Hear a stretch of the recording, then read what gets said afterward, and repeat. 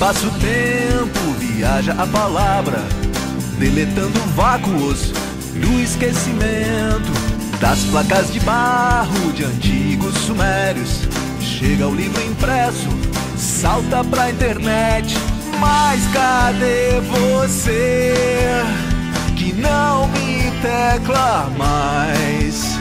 A rede emudeceu sem tuas palavras. Mas cadê você? Refaça a conexão, crie outros nós entre nós, crie outros nós entre nós.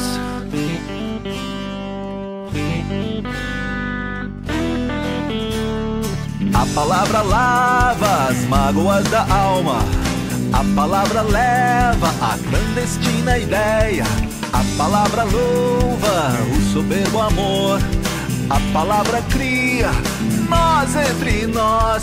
Mas cadê você que não me tecla?